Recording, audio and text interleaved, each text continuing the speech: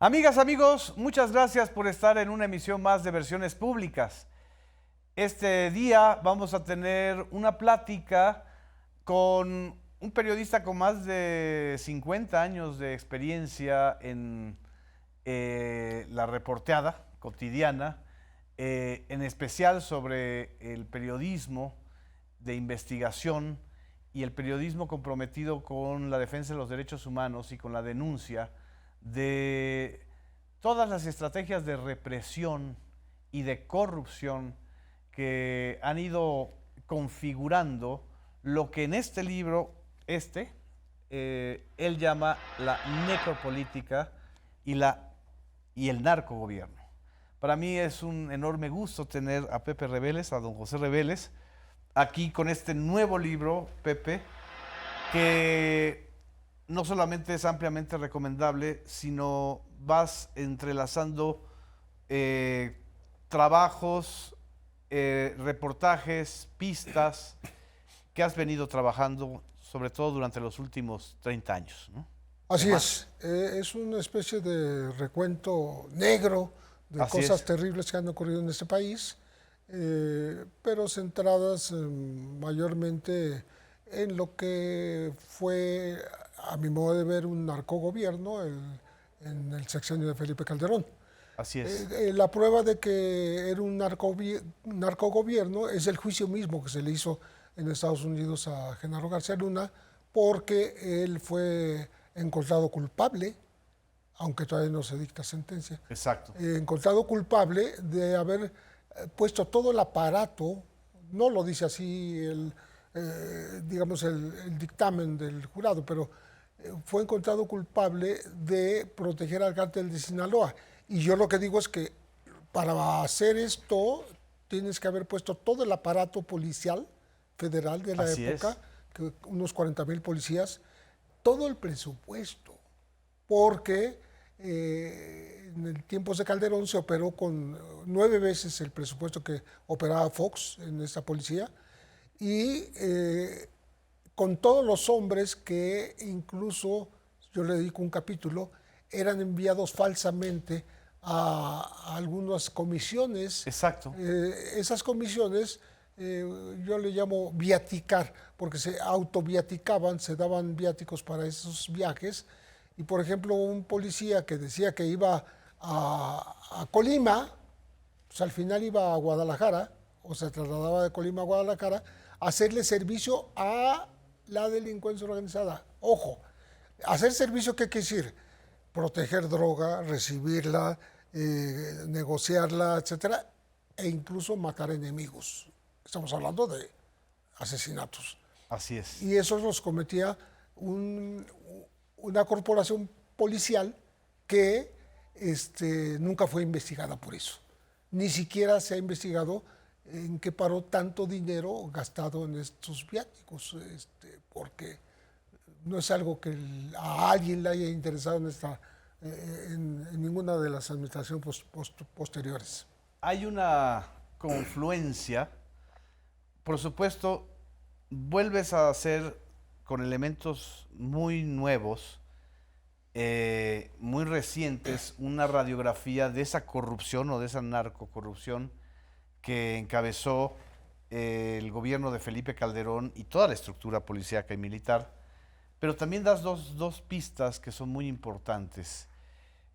Esta estructura y esta manera de operar de García Luna viene de atrás.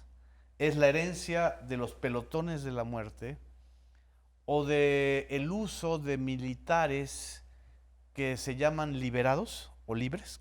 Los libres. Los libres, que prácticamente fueron conformando como grupos paramilitares o comandos de la muerte muy similares a los que ocurrieron en Colombia o a los que se dieron en Colombia en el gobierno de Álvaro Uribe, que además es coincidente con el de Felipe Calderón. ¿Por qué se da esa confluencia desde tu punto de vista? Mira, desde mi perspectiva, los libres, que no son sino militares sometidos a proceso, pero que solo tienen que ir a firmar, no están dentro de una prisión, Sí. ¿no? Por eso se llaman los libres, estaban pues muy puestos Sueltos. para recibir un sueldo por hacer trabajo sucio. Y ese trabajo sucio era trabajo de muerte. Exacto. Entonces, estamos hablando de algo sumamente serio que sigue todavía, digamos, oculto, ¿no? Sigue operando. Hasta, no creo que siga operando, pero se operó en ese momento. No creo que en este momento haya militares que sean como grupo ofensivo paramilitar, ¿no? Exacto. Pero en esa época sí. Y de hecho sé quién los administraba, era Luis Cárdenas Palomino. Luis Cárdenas Palomino, el segundo hombre de... El segundo hombre de Genaro García Luna, por supuesto a las órdenes de él, ¿no? Entonces, en efecto, era una manera de poder encubrir actividades ilícitas de los policías federales, Así es. porque nadie sabía quiénes eran esas personas, que tampoco tenían un nombre específico más que ese que yo estoy adjudicándoles, que es el de los libres, el famosos libres, pero que operaron como grupos paramilitares, como tú dices, al estilo Colombia, o como escuadrones al estilo Brasil, ¿no? Exacto. Entonces, estamos hablando de eso, que es algo muy serio. Cuando yo hablo de necropolítica es como una actualización de la definición de lo que fue el narcogobierno. Exacto. ¿Qué es la necropolítica? Es aquella que apela, que acude de manera continua a los estados de excepción. Es la que construye el perfil de un enemigo, Sí. ya sea real o ficcionado, ¿no? Para que allí encuadre cualquier ciudadano de este país y pueda ser víctima de una agresión que llega a ser mortal. Exacto. Entonces, son estados de excepción, ¿no?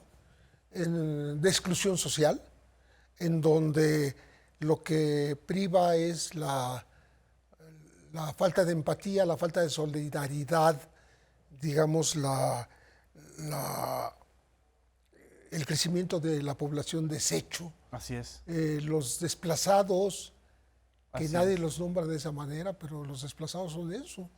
Son gente que fue despojada de sus sitios de origen, corrida de su propia tierra. Exacto. Y andan vagando por ahí, ¿no? Entonces son personas pues a las que un gobierno decide en un momento dado Eliminar. y decide si son útiles o desechables.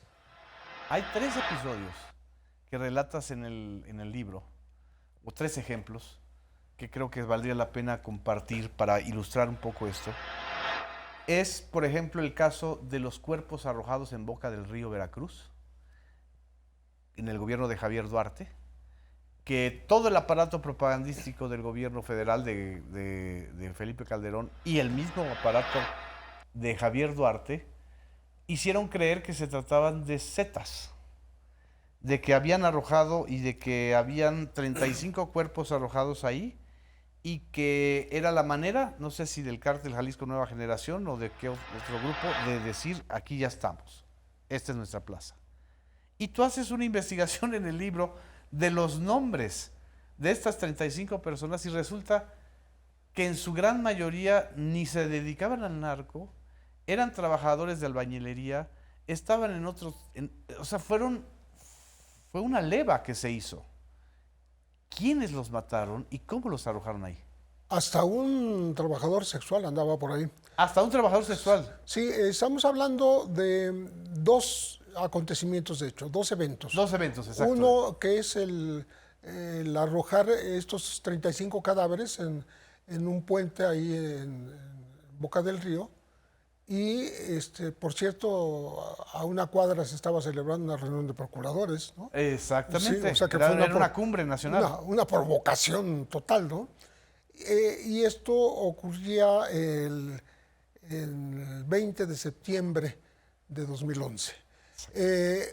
Un poco menos de 2 meses, no, 2 meses después, en Jalisco, en Guadalajara, aparecen en el Arco del Milenio, aparecen 26 cuerpos en venganza de lo que pasó en Boca del Río. En Boca del Río se dijo que eran los matacetas.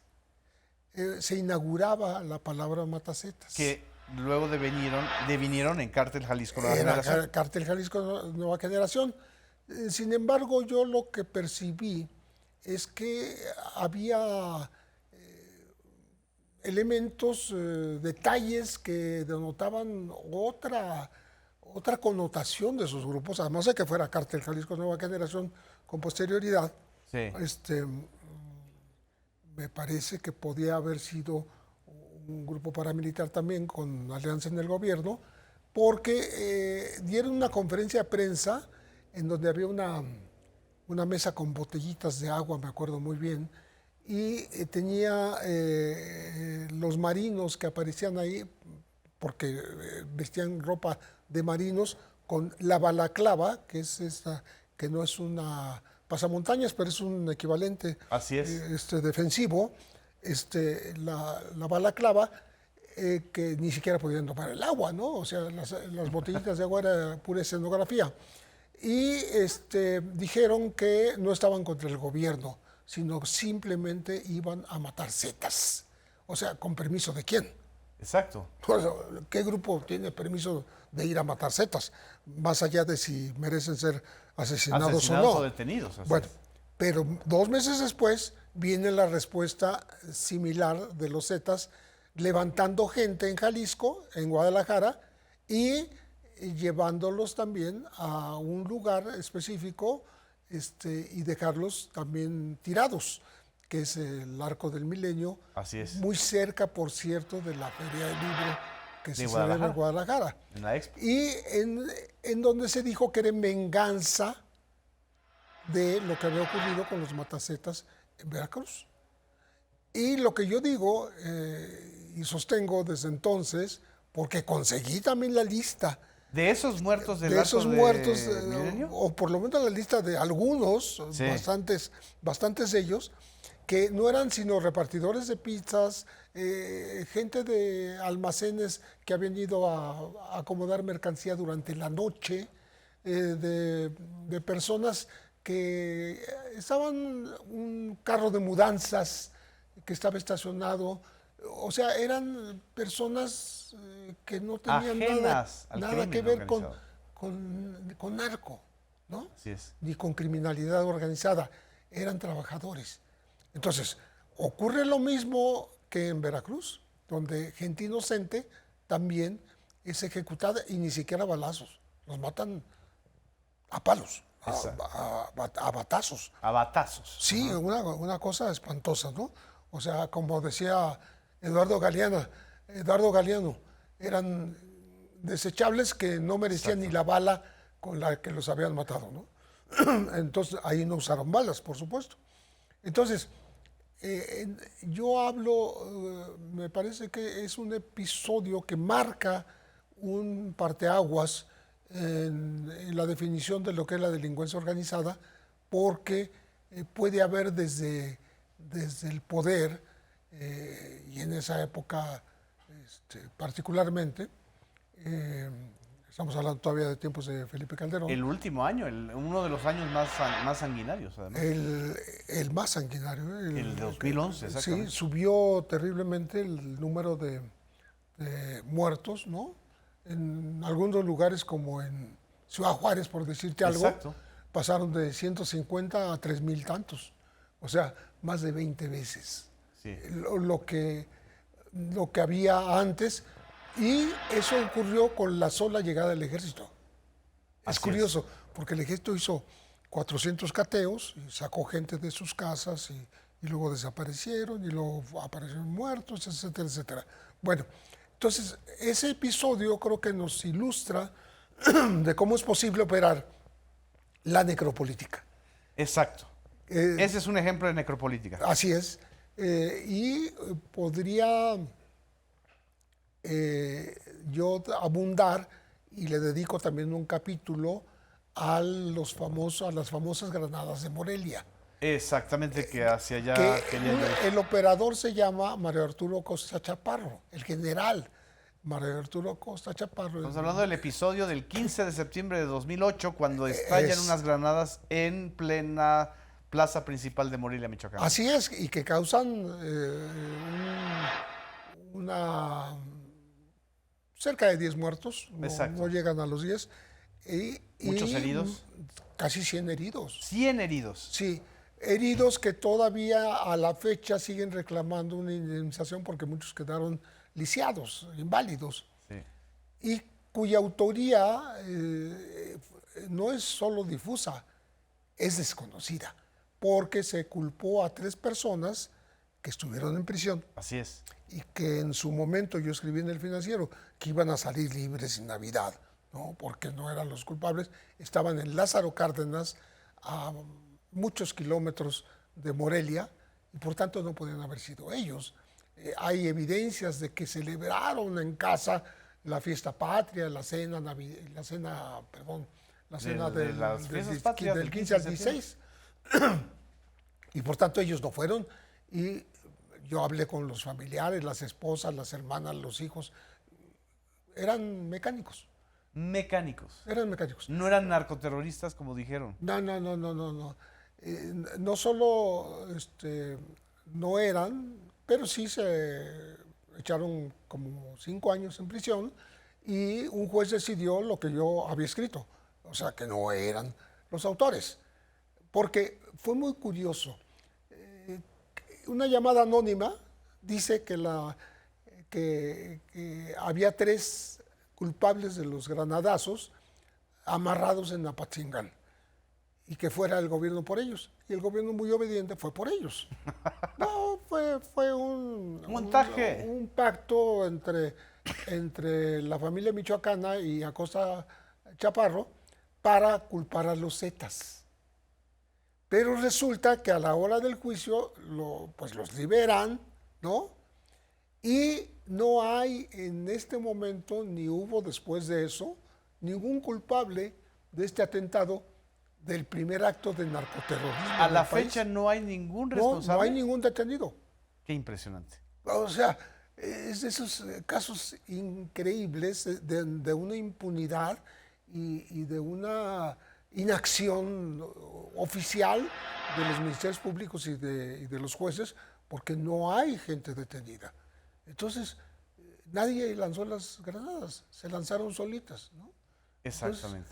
Entonces es muy, muy evidente que estamos hablando de un acto, pues sí, en efecto de terrorismo, pero que pudo haber sido terrorismo de Estado. Terrorismo de Estado. Sí, ¿para qué? Para justificar un discurso que en esa época pronunció Felipe Calderón, hablando de que los enemigos de la patria en el siglo XVIII, en el liberalismo, hicieron esto y esto y eso, aludiendo a una marcha que había en el Zócalo en favor de Andrés Manuel López Obrador. Entonces, en esa época. Wow. O sea, quería hacer esa liga. Ese vínculo. Entre el narcoterrorismo y la marcha pacífica, ¿no?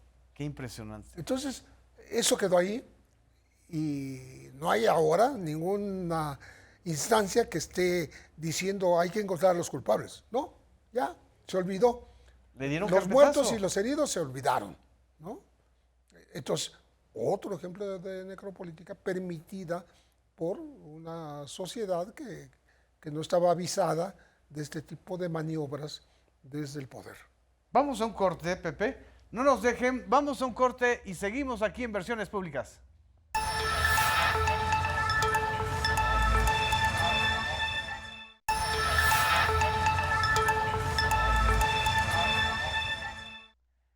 Regresamos, amigas y amigos, a Versiones Públicas. Estamos conversando con José Reveles, don Pepe Reveles, sobre este último de sus libros, La necropolítica y el narcogobierno.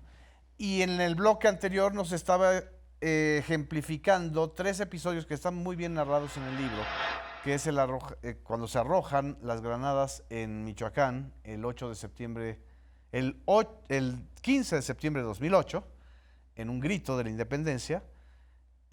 Luego cuando se arrojan cuerpos en septiembre del 2011 en boca del río Veracruz, haciendo aparentar que eran Zetas, y que el grupo que se inauguraba con ese acto violento se llamaba los Matazetas.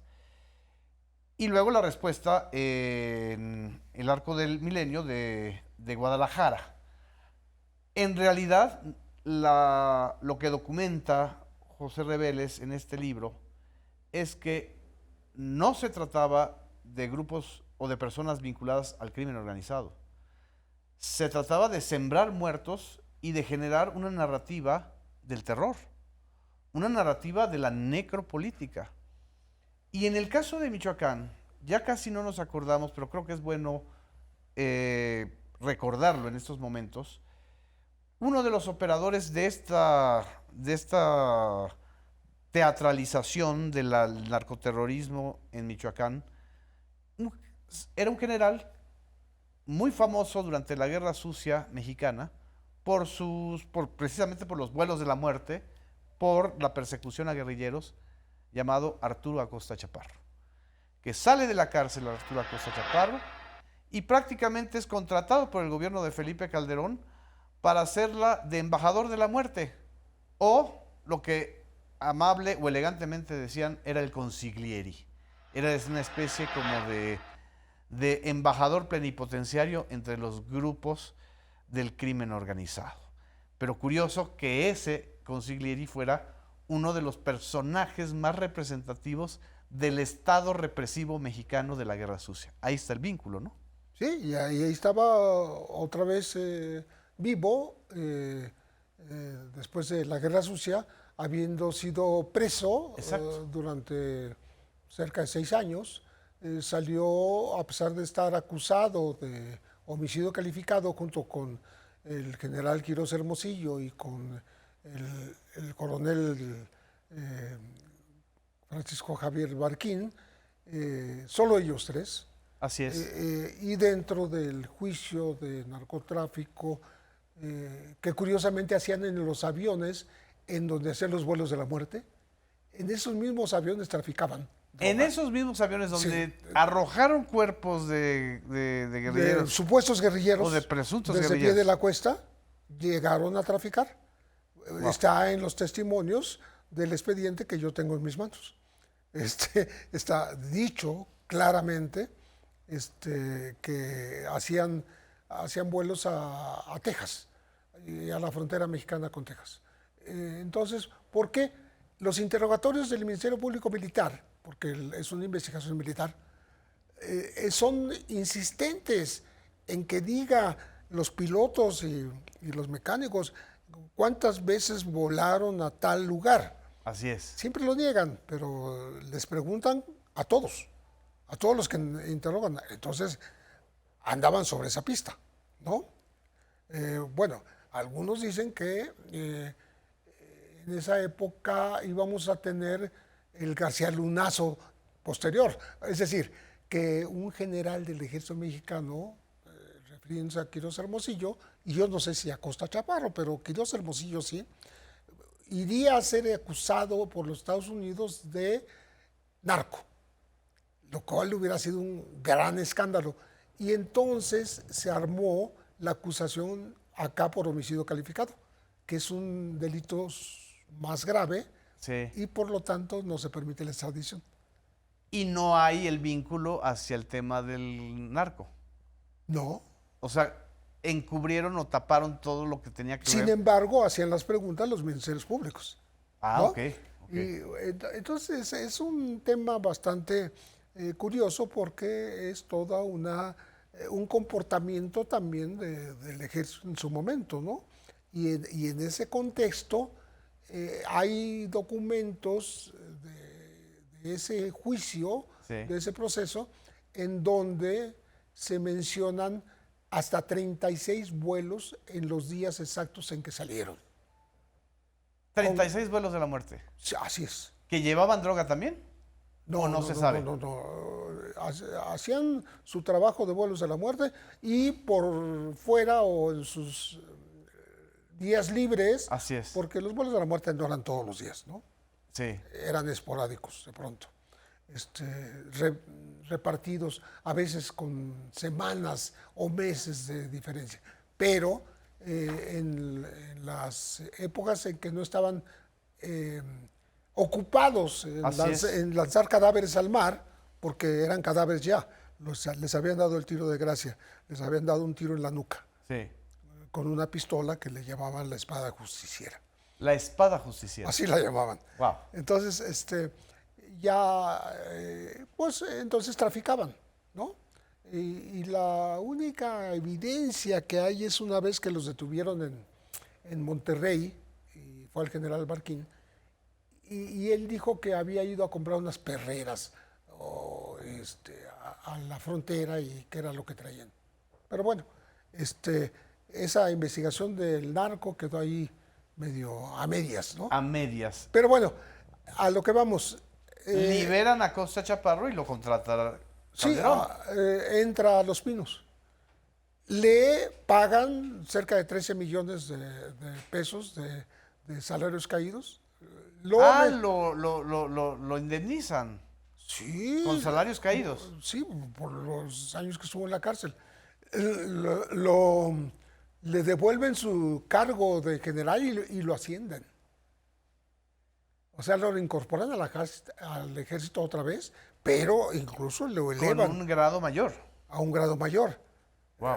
Entonces, estamos hablando de la total impunidad y la total, digamos, libertad que tenía de actuar en nombre del presidente. Porque él se pudo ver con los capos. Hablo del Chapo, del Mayo, del Z40. O de la Barbie o de los Beltrán Leiva. De todos los capos. ¿Él se reunió con todos los capos? Él se los llevó a Calderón. Él se los llevó a Calderón. Claro. Hubo reuniones donde Sí, estuvo Costa Chaparro con Calderón. No sabemos qué pactaron, pero se reunieron. Entonces, ¿Quiénes más estaban en esas reuniones? Juan Camilo Muriño, Sí. José Luis Santiago Vasconcelos y Genaro García Luna. De los cuales 3 están muertos. Están muertos y uno en prisión. Vasconcelos, Muriño, que murieron juntos en aquel percance Avionazo. aéreo, percance. percance aéreo. No digo accidente, no digo atentado, percance, ¿no? A Costa Chaparro, que al que asesinan. Así es.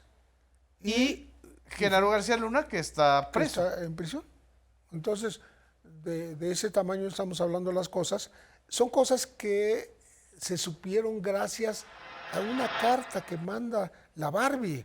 Se la Exacto. manda a Anabel Hernández y la publica en Reforma, el contenido, porque él ahí dice que les dio dinero a todos ellos. La Barbie, que era un agente doble. Que Sí, era un trabajaba agente para la doble. DEA y trabajaba para el crimen. Era un agente doble, era de nacionalidad doble y dicen que era un infiltrado de la DEA en los cárteles mexicanos. Así es. Y por eso ni siquiera ahorita sabemos si la Barbie está libre o está en prisión.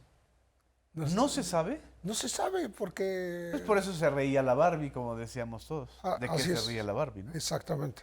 Entonces, pues son temas que están ahí todavía pendientes de investigación, porque no sabemos qué es lo que se abordó en esas reuniones.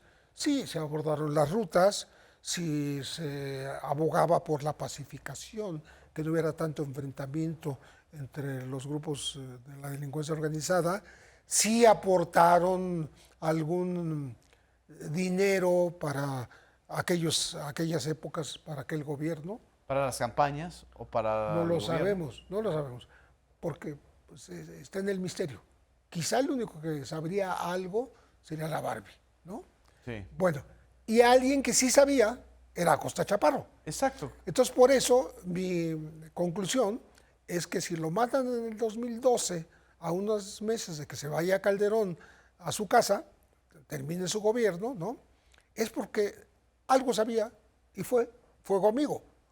Claro, claro. Entonces, ahí estás viendo un patrón en donde en el gobierno de Calderón y y casi al final del gobierno, eliminaron, salvo a Genaro García Luna, a Luis Cárdenas Palomino y al propio titular de la presidencia, a posibles testigos incómodos de esos encuentros, empezando por Juan Camilo Muriño, por Santiago Vasconcelos y por Acosta Chaparro. Fíjate que era tanta la cercanía de Genaro García Luna con Calderón, que Calderón fue y lo bajó del jet que luego se estrelló.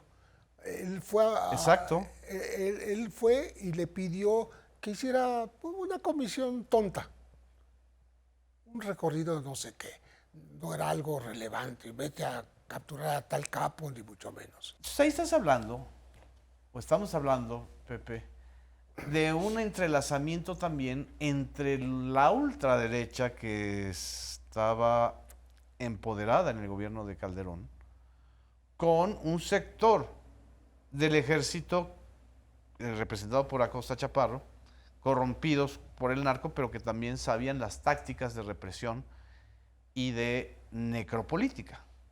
Sí, por supuesto. Y con este personaje que creo que es la síntesis de esto de la necropolítica y del narcogobierno, que es Genaro García Luna. ¿No? O sea, son como las tres piezas, ¿no? Sí, que operando al servicio de los intereses del momento, ¿no? Que eran de Estados Unidos.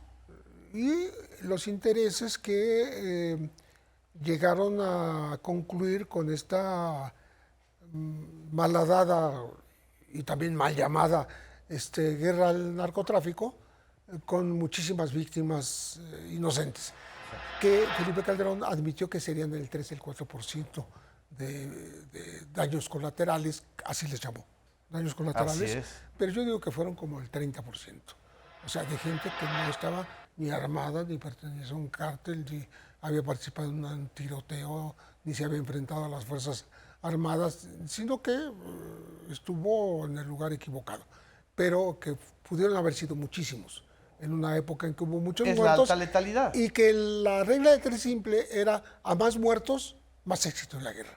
A más muertos, más éxito en la guerra. ¿Sí? Y entonces, ¿por qué el cinismo de ahora, de estos mismos personajes, incluyendo a Felipe Calderón, de estar cantando todos los días el número de muertos del gobierno o de este periodo, como si en su gobierno hubiera sido una política de respeto a los derechos humanos plena? Sí, como si no hubiera sido algo que ellos... Ellos inauguraron. Inauguraron. Y lo que digo de a más muertos, más éxito, no es un invento mío.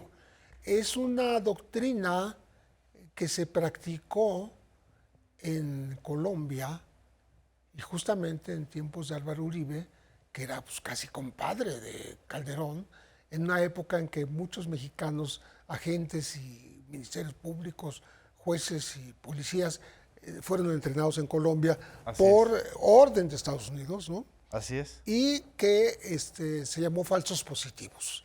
¿Qué quiere decir esto?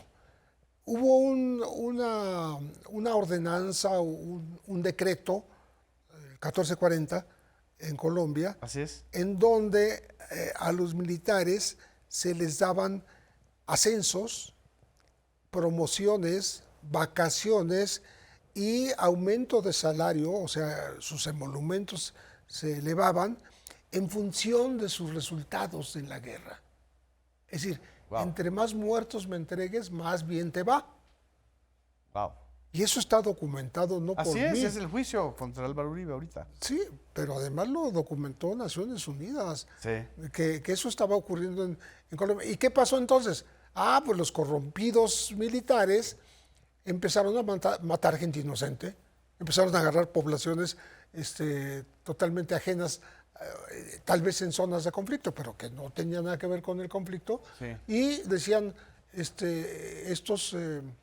empezaron en Soacha, es un poblado cerca de Bogotá, llevándose unos jóvenes, pues, que estaban cheleando en una banqueta, que estaban saliendo de una fiesta, etcétera, se los llevaron a un campo militar a 700, 800 kilómetros de distancia, y allá aparecieron disfrazados de guerrilleros de las FARC y muertos. Eran los falsos positivos. Eran los falsos positivos. Exacto. Se descubrió que esos muertos, asesinados dentro de un cuartel, Así es. ¿sí? Estaban vestidos después porque los agujeros no estaban en los uniformes. Wow. Y cuando se descubre, Así es. entonces empiezan a fusilarlos con todo el uniforme. Pero bueno, esa es una... Y esa es la escuela. O sea, eso que De hicieron ahí, en de Colombia. ahí sale la enseñanza para México Así es. en tiempos de Calderón. Entonces, es algo muy grave, por lo que en Colombia, por cierto, sí se enjuició a más de 30 militares. A más de 30. Así es. Allá sí. Y Acá aquí no. apenas llevamos a Genaro García Luna. Y no aquí, ¿Y sino no en aquí? Estados Unidos. No, nosotros no lo enjuiciamos, ni lo acusamos formalmente en México jamás a García Luna. Vamos a un corte y ahorita vamos a regresar con esto. A él lo quisieron acusar de lavado de dinero, pero ya que estaba preso en Estados Unidos. Exacto, exactamente. Vamos a un corte, no nos dejen, regresamos a Versiones Públicas.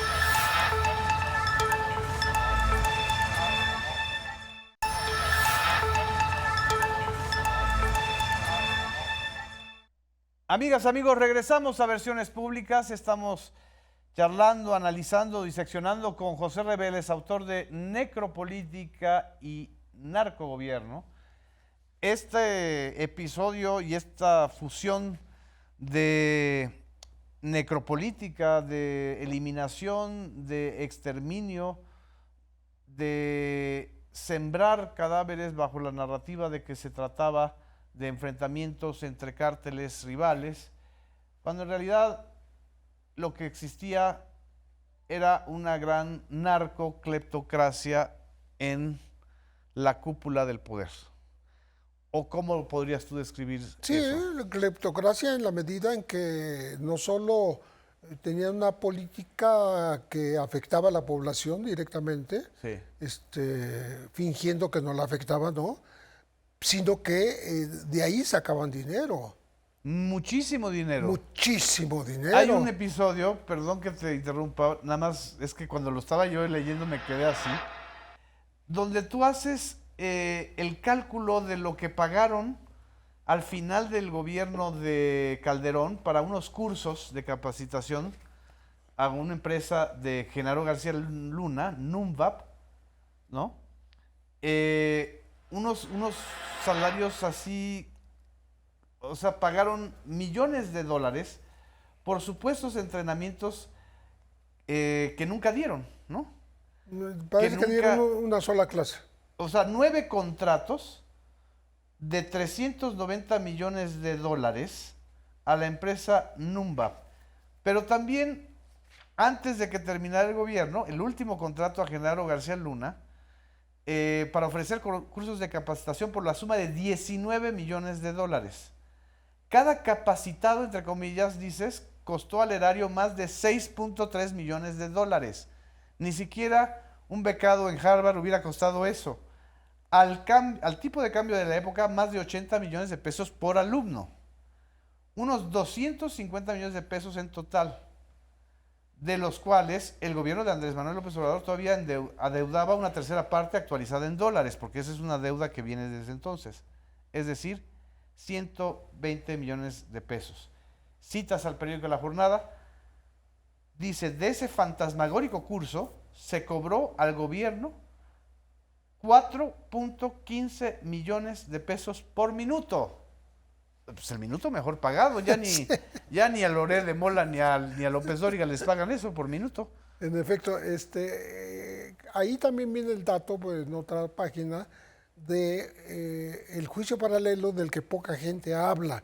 A Genaro García Luna lo juzgaron Sí. en Nueva York, en una corte de Nueva York, en donde le dieron, pues le adjudicaron la culpabilidad. Así es. No le han dado todavía la condena. La sentencia todavía está. Ujú. No, si se la dieran en este momento, pues olvídate, sería un bombazo, ¿no? En este momento preelectoral. Pero bueno, eso fue por el servicio al narco de Sinaloa, que no está valuado en millones de dólares ni en pesos. Así es. Aunque sí hubo testimonios De montos. de los 8 millones de dólares que dijo el rey Zambada, que él entregó personalmente, etcétera, etcétera.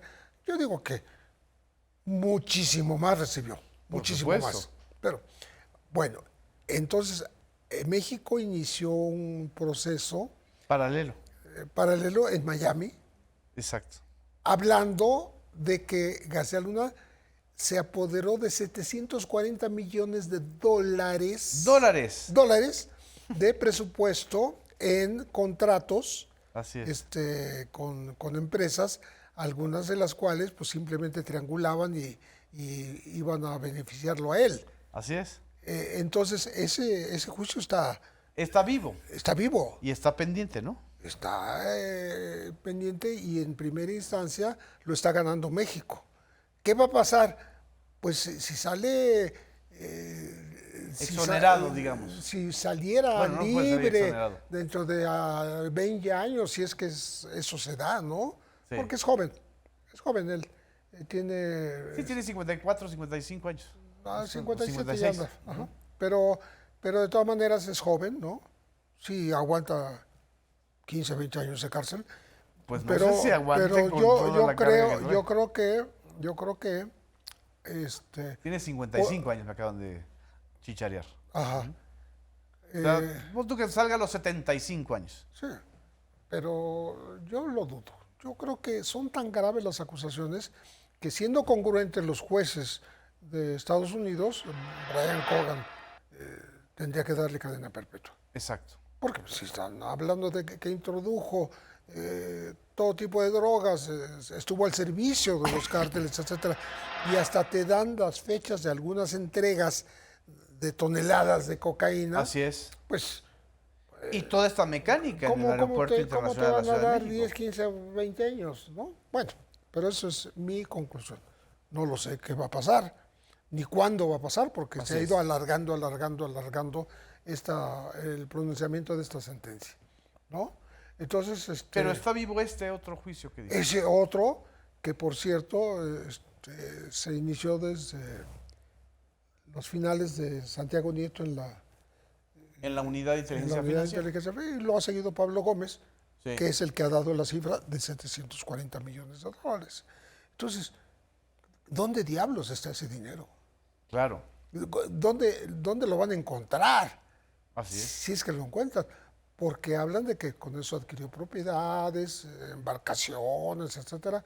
Bueno, Pero lavar entonces, 740 millones de dólares. más allá del un individuo juicio no es fácil. criminal que se le sigue en Nueva York, ya se terminó el juicio, pero la acusación criminal que va a recibir sentencia en Nueva York tiene el pendiente pues de este apoderamiento de dinero del erario mexicano, Así es. muy cuantioso.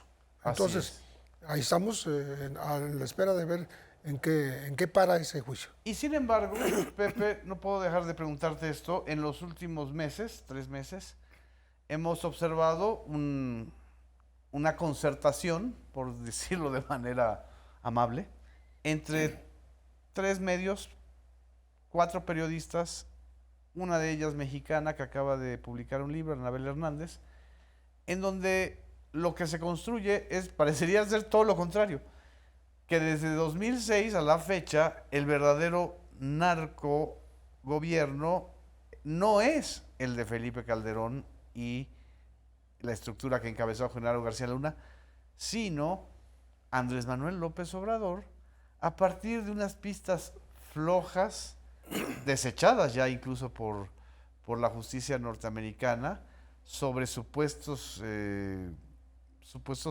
moches que no tenían nada que ver. Entregas Sí, o sea, de dinero en efectivo. dinero en efectivo a Nicolás Mollinedo y a otro personaje de segunda monta, y sin embargo se ha armado o sea, 3 medios internacionales dieron esta misma versión. Una periodista que tenía un prestigio muy bien afianzado sobre sus investigaciones contra este narcogobierno de Genaro García Luna y de Felipe Calderón, pero ahora tratando de contar la otra historia. ¿A qué le atribuyes esto más allá del momento electoral? Yo creo que fue, ahora lo veo así en retrospectiva. ¿En perspectiva? En retrospectiva, ¿no? Una especie de falta de timing. ¿Falta de timing? Soltaron el bombazo demasiado temprano. Ok. Si lo soltaran ahorita, ¿qué te puedo decir? afectarían totalmente las elecciones y ya sabemos en favor de quién. Exacto. ¿No? Pero fue en esa época y ya para estas etapas, para este... Estamos estas hablando de fechas, febrero, hace 2 meses apenas. Sí, pero Claro. ya en 2 meses se muere.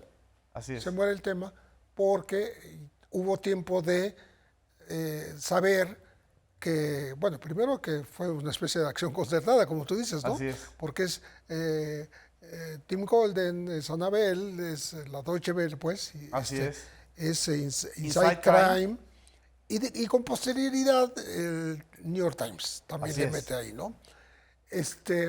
Pero de un tema que, como acabas de mencionar, pues la propia autoridad de Estados Unidos lo abandonó porque no tenía los elementos suficientes para hacerlo. Así es. Nunca se judicializó Así es. en ningún nivel, ¿eh? Porque pudo haberse judicializado a nivel de Nicolás Mogiñado, según esto, ¿no? Así es. Pero O Mauricio Soto, el otro personaje que esa es menciona. una. La otra, ¿por qué se olvidó la autoridad del tema? Porque no tuvo los elementos probatorios de esa acusación que se hizo a través de la DEA. Así es. Y entonces, si la propia autoridad que lo investiga decide ya no investigarlo porque no tiene elementos y dice que no se pudo probar, ¿no? Así es. Porque de todas maneras se publica y aparece como si fuera verdad. Ese es el tema. Y entonces, claro que esto llega, digamos que la repercusión corre hasta el debate presidencial. Ok. Entonces ahí se escurre el calificativo de narcocandidata, ¿no? Hasta ahora apenas. Hasta ahora apenas. Sí, siendo que era una investigación viejísima del 2006. Sí, sí, sí. ¿Cuántos años pasaron? 18 para que la sacaran a relucir. Así ¿Por es. qué tanto tiempo? Y ¿Y por curiosamente, qué de manera simultánea? Sí, con 3 medios de manera simultánea. Entonces, tiene muchos elementos para pensar que no está sólida, que no está consolidada esa investigación. Y yo no he leído el libro de Annabelle, no sé si ahí venga algún elemento que sí le dé solidez, pero el hecho es que se ha tomado como algo verdadero. Así es. Algo verdadero que puede decirse en un debate presidencial, ¿no? Sus fines entonces son propagandísticos, no son periodísticos, ni de judiciales. No, por eso te digo que fue una falta de timing porque lo hicieron fuera del periodo preelectoral ya cercano, que si lo hubieran hecho ahora hubiera tenido una repercusión sumamente importante y grave para la candidata de la Cuarta Transformación. Pero Pepe, lo hicieron precisamente porque en ese momento querían bajar la preferencia electoral de la candidata de Morena y de la Cuarta Transformación. Pero a pesar de todo, desde esta intensidad nunca antes vista en un episodio periodístico, sobre todo relacionado con una investigación de narcogobierno, una intensidad de hashtags y de promoción en redes sociales, en X ahora, antes Twitter, en programas de radio, en programas de televisión, Carlos Loret de Mola todo el tiempo diciéndolo en Latinus, dándolo como un hecho, y todo Radio Fórmula. Es decir, no fue poquito, o sea, fue todo un aparato y no influyó. Quiere decir esto, desde mi punto de vista, y la pregunta va en ese sentido, que la gente está muy clara de por dónde está el episodio del narcogobierno y todavía hace falta contar muchas más verdades en relación con el episodio y el gobierno de Felipe Calderón. Mira, lo que pasó es que para mí bajó el volumen, aunque sean solo 2 meses, ¿no? Sí. Y utilizarlo ahora es como reiterativo y sobrante, ¿no? Digamos que es una desmesura a estas alturas, ¿no? Por todo lo que ha ocurrido. Sí. Una. Dos, si hubo embate, ataque de la candidata Xochitl Gálvez en contra de Claudia Sheinbaum particularmente, digo, no menciono al candidato varón porque no ha sido atacado, ¿no? Sí, Maynes. Maynes, ¿no? Entonces, si en el primero y en el segundo debate empleó todo el fuego que traía para lanzar misiles, ¿no? Que no fueron misiles, pero sí algunos zambombazos ahí. En el tercero va a lanzar todo, ¿eh? Se va a ir con todo. Es lo que yo vaticino. Lo cual va a ser un error. Claro. Porque la gente ya no se chupa el dedo. La gente va a decir, bueno, si esta mujer solo se dedica a atacar y no hace propuestas congruentes o convincentes, ¿no? Algunas que suenan a falsedad, como esta campaña de ahorita que vamos a mantener los programas sociales y los vamos a ampliar, etcétera. Yo siento que ese es algo de propaganda, pues Así es, simplemente sin para credibilidad. desmentir lo que pasó. Una candidata que confiesa al día siguiente que se enojó porque le dijeron corrupta, entonces por eso digo narcocandidata. Entonces creo que no le va a funcionar, creo yo. No le va a funcionar porque no hay elementos que sirvan para que eso tenga algún viso de realidad, no de realidad, de sospecha. Así ¿no? es. Y que no es el personaje señalado inicialmente en aquellos reportajes simultáneos, ¿no? Así Sino es Claudia Sheinbaum, que no tiene nada que ver con lo del 2006. No hay Entonces, vínculo. no hay En la vínculo. propia narrativa de esta acción concertada. Es totalmente forzada. Así es. Es una por inferencia. Por eso digo que llegó de rebote, vamos a decir, este vocablo Sí. de narcocandidata, pero sin ningún sustento. En el aire nada más, así suelto. ¿no? Así es. Entonces creo yo que, pero sí, siento que va a ser el último, digamos, el cúmulo de los ataques que ha podido generar y que seguirá generando gracias al consejo de la derecha y de los partidos que la apoyan, de la candidata Xochitl Gálvez. Sin embargo, antes de terminar la entrevista, me gustaría una reflexión tuya, Pepe. Sí hay un hilo conductor de este modelo de la necropolítica y del narcogobierno en el caso de Francisco García Cabeza de Vaca, ex gobernador de Tamaulipas, mencionado por Xochitl Gálvez como posible responsable de seguridad, de su gabinete de seguridad, y al que el Tribunal Electoral ya le negó la candidatura, pero siguen insistiendo en gestionar esto. ¿Todavía ves vivo ese caso? Sí, yo creo que lo ve vivo el propio García Cabeza de Vaca, porque está buscando fuero. Claro, Está buscando ser legislador y está buscando fuero, porque no está exento de que lo vuelvan a someter pues a una investigación, a un juicio, ¿no? así es. Entonces, creo que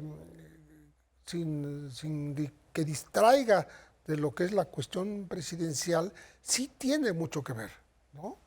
Porque es un personaje en el cual tienen cifradas sus esperanzas para el futuro. Cifradas sus esperanzas para el futuro. Sí. O ¿Por sea, qué? no está descartado para el 30. Madre mía. ¿Sí? ¿Sí? En esta narcopolítica puede ser Porque todo. quienes están detrás de Xochitl están detrás de García Cabeza de Vaca. Así es. ¿Sí? Definitivamente. Así es. Y yo creo que con esta frase podemos terminar muy bien la entrevista, querido Pepe. Muchas gracias, aquí nos despedimos. Gracias a todas y a todos ustedes que nos acompañaron en Versiones Públicas. ¿Cuándo es la presentación del libro, Pepe? Tenemos una presentación el día 7 de mayo a las 7 de la noche en la librería El Sótano de Miguel Ángel de Quevedo. Excelente. Ahí nos vemos. Muchas gracias. Hasta la próxima.